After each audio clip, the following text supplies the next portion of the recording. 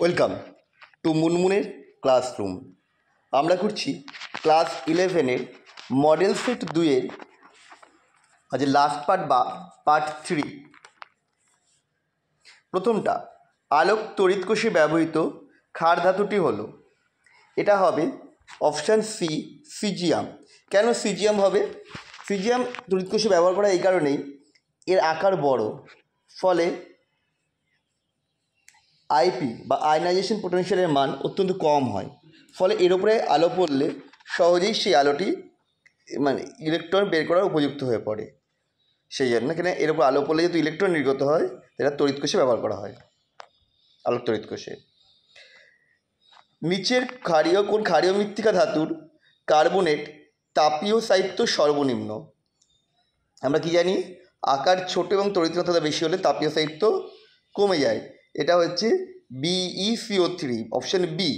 আকার ছোট হওয়ার জন্য ও কী করবে, CO3 অক্সিজেন থেকে ইলেকট্রন টেনে নেবে, দিয়ে ও BeO-তে কনভার্ট হয়ে যাবে এবং CO2 গ্যাস নির্গত করে দেবে। বিবৃতি এ, লেড পেন্টিংয়ের বর্ণ ফিরে পেতে পুরনো তৈলচিত্রকে লঘু H2O2 দিয়ে ধুয়ে ফেলতে হয়। এটা সত্যি। H2O2 কালো লেড সালফাইডকে জারিত করে সাদা লেড সালফেটে পরিণত করে, অবশ্যই এই কারণে ধুতে হয়। অর্থাৎ এ এবং আর উভয়ই সঠিক, এবং আর হলো এর সঠিক ব্যাখ্যা, অর্থাৎ অপশান এ। সামান্য ইথার সহযোগে অম্লায়িত পটাশিয়াম ডাইক্রোমেট দ্রবণ দিয়ে H2O2কে ঝাঁকালে ইথারীয় স্তর নীলবর্ণ ধারণ করে। এটা যে যৌগ গঠনের জন্য তা হলো CrO5, that means option C. এরপর একটা বলেছে নিচের অংশটা পড়ে উত্তর দিতে। নিচের অংশটা আমি ওপরে দিয়ে দিলাম, এবার তাদের বইও আছে, এটা পড়ে ফেলো। পড়ে ফেলে আদৌ কাজের কাছে কিছু হবে না। আমরা চলে যাই কোশ্চেনে। SiCl4 সহজেই আদ্র বিশ্লেষিত হয়, কিন্তু CCl4 হয় না। কারণ কি? কারণ যেগুলো রয়েছে দেখো, অপশান সিটা দেখো, সিলিকনের ফাঁকা ডিকক থাকায় সিলিকন তার সর্বঙ্গ সংখ্যা 4-এর বেশি করতে পারে, কিন্তু কার্বন পারে না।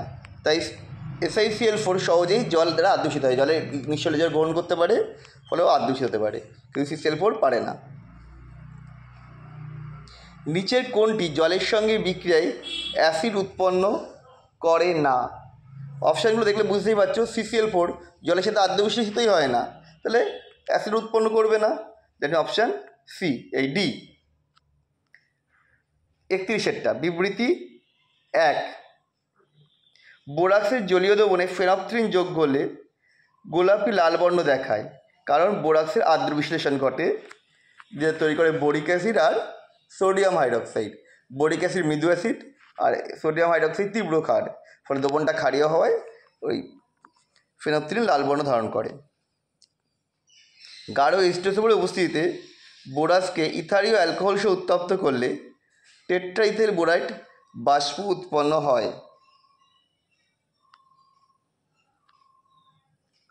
টেট্রাইথেল বোরেট বাষ্প উৎপন্নটা হয়, এই ভুল। 1 ঠিক 2 ভুল, অপশান ডি। ডাইবোরেন অণুর গঠন দেখো, এখানে যেগুলো দেওয়া রয়েছে এদের মধ্যে অপশান সিটাই হচ্ছে ডাইবোরেন অণুর আসল গঠন। নিচে প্রতিস্থাপিত সিলেনগুলির মধ্যে কোনটি আদ্য বিশ্লেষণের ফলে আড়াআড়ি হিসেবে যুক্ত সিলিকন পলিমার গঠিত হয়? এটা হচ্ছে প্রথমটা, আর SiCl3-র ফলে আড়াআড়ি পলিমার গঠিত হয়। পরেরটা দেখো, এখানে হচ্ছে ABCD কোনটা? এটা হচ্ছে বোরিক অ্যাসিডের তাপের ক্রিয়াটা দেখিয়েছে, সুতরাং এটা হয়ে যাবে অপশান বি। এ হচ্ছে H3BO3, বি যৌগটি হচ্ছে HbO2, সি যৌগ হচ্ছে H2B4O7 এবং ডি হচ্ছে B2O3, অপশান বি।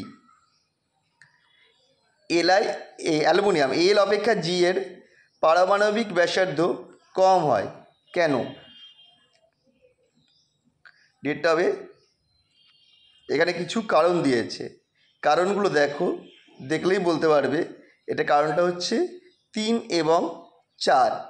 মানে জি এর কার্যকারী নিউক্লিয় আধান এবং জি এর ডি কক্ষকের দুর্বল আবরণী প্রভাব, এই কারণেই জি এর পারমাণবিক চাপ কমে যায়।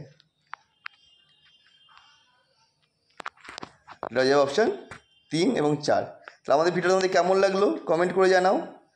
এরপর আবার আমি চলে আসবো পরের ভিডিও নিয়ে খুব তাড়াতাড়ি।